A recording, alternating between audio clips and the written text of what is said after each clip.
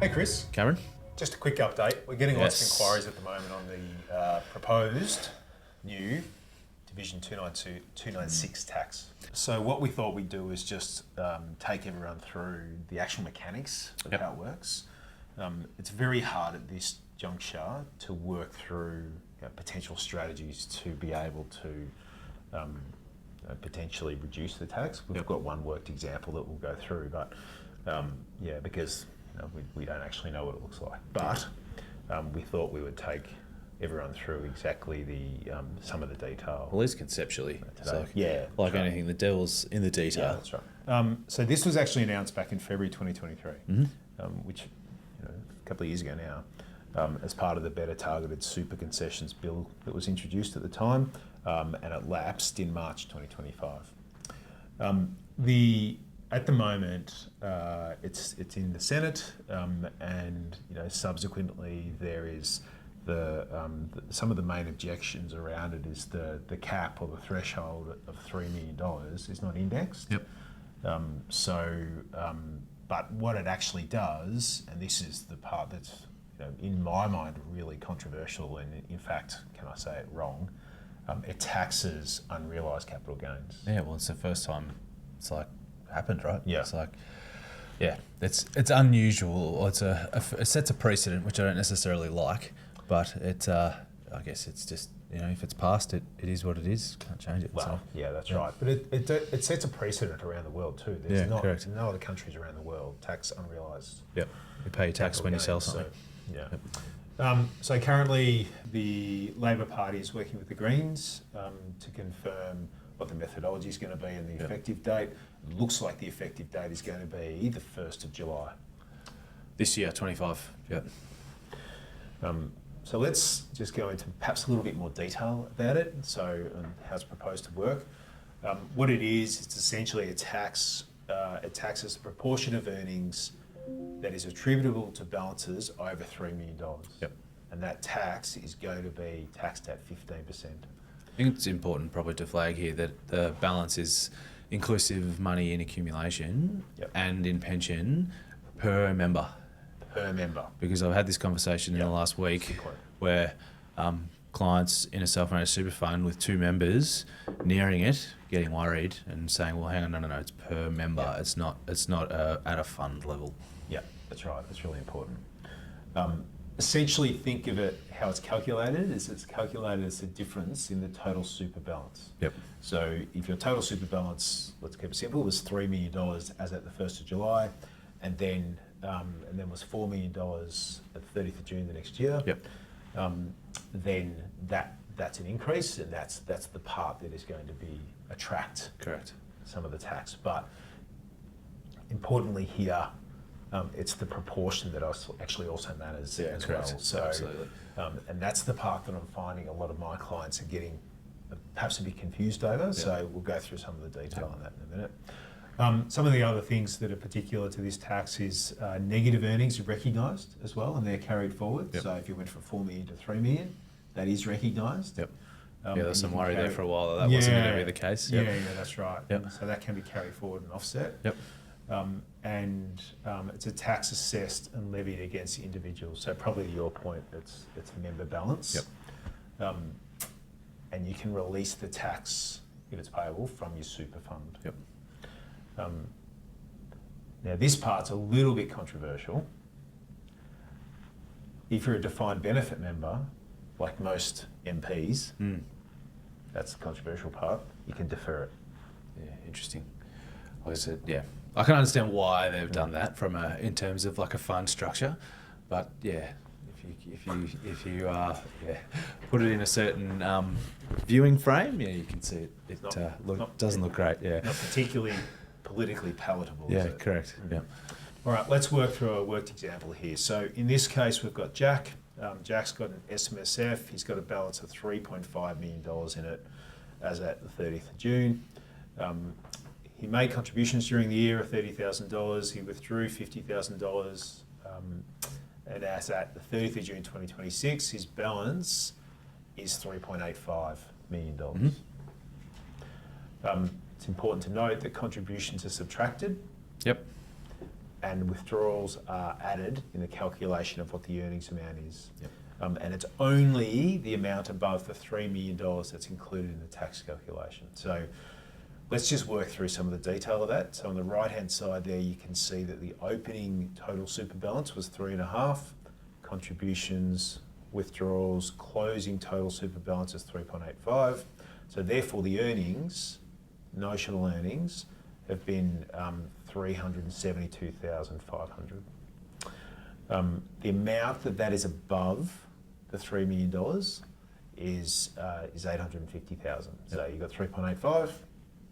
Now this is the part that we need to probably go through in a bit more detail. It's only the amount above 3 million that is counted in the calculation. Correct. So in this case, that's 22%. Yep. So 850 is 22% above 3. Yep. So subsequently, the earnings that the fund's made, so the fund made earnings for the year are $372,500. Yep. The earnings that are attributable to the amount above $3 million is only $82,240. Yep. And so subsequently, you pay the tax, the 15% on that amount.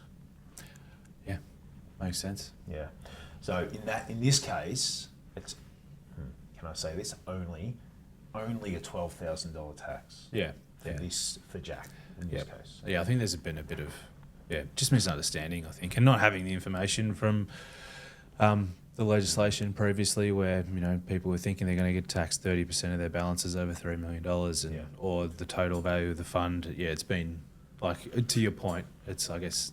Well, the way it was previously explained was, if you had a $3 million balance and it went to $4 million, you made $1 million, you paid tax of 15% on your $1 million. Yep. 150 grand. Yep, it's a lot of money. Yep. It's not that. And especially for those, there will be people out there who have large, lumpy assets that maybe aren't as easy to potentially liquidate. I think the aspect here is that planning is going to be the key point, and that 30 June number is important. So I think for clients who are in this position, end of year tax planning is going to have another component to it, essentially, that's right. To try and manage this. As you said before, legislation hasn't been actually enshrined yet, so strategies to legally minimise that. We're waiting in the wings, but there will be some. I had a client the other day ask me, well, should I just take out the entire balance above the 3 million? Yep. And so what we did is we just put a bit of a scenario together for said client, whose name isn't Brian. So in this case study for Brian, what we're trying to get to here is what would be the tax after 10 years and 20 years if we left the money in super, total tax payable. And so what you can see here is if you leave the money in super, tax payable is about $200,000. If you take the money outside super, so in this case it was $1 million, so you take the money outside super, you invested it with the same investment strategy, you're looking at tax payable of just a bit more, slightly more, it's about $205,000 after 10 years. So you actually pay more tax this after a 10-year period. After 20 years, so again, same concept, and the distinction here though is that we're actually selling the assets in 20 years' time, and that may well be through, because that's what should happen, or pass through to the next generation. But if you leave the money in super, the amount of tax that was paid is about $740,000. Versus if you invest the money outside super, you get all the returns, you pay the tax along the way, the income tax along the way at the higher marginal rate, plus then you do, you cash out, you pay your capital gains tax outside of super, you end up paying tax of about $820,000. Interesting to me how close these numbers are. And really, I think what the government's trying to do is just, obviously raise revenue, but make it less advantageous to have very high superannuation balances. I think that was one of the things that I took away as part of that conversation I was having with clients earlier this week, is the rule changes that the government brought back in a few years ago around having $1.9 million in pension. So basically the government said, look, you can have a certain amount of money tax-free in pension mode, but we're going to limit that.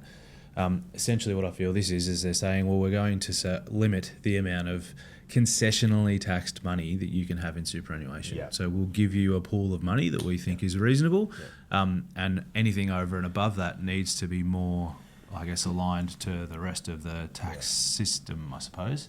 But I think it just adds some complexity, and I'm not sure the execution is particularly... Can be done better. I think so, yeah. But I guess, as I keep saying, it is what it is once it's enshrined. But it's just going to be planning. One of the things that I should have mentioned it earlier, but I didn't. One of the things that keeps coming up, and I even noticed it in the Fin, they keep talking about it as a tax at 30%. It's not a tax at 30%. No. It's a tax at 15%, as we explained it. Yep. Having said that, you still get the amount of money you got in accumulation phase. You still have to pay tax on that. Yep. On the earnings. Yep. So, realised capital gains. Yep.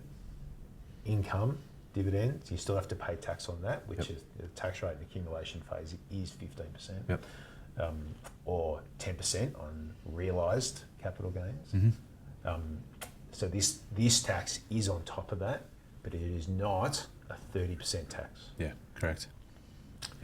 All right, thanks, Chris. I appreciate your guidance on that. That's really great. So, look, if anyone's got any questions about it, or want to try and understand what it means, for them, we of course will be in touch about it. But feel free to reach out, and we'll run the numbers. Yeah, there's a lot of little moving parts in here, so it's important. Thanks, everyone. Thank you. See you soon.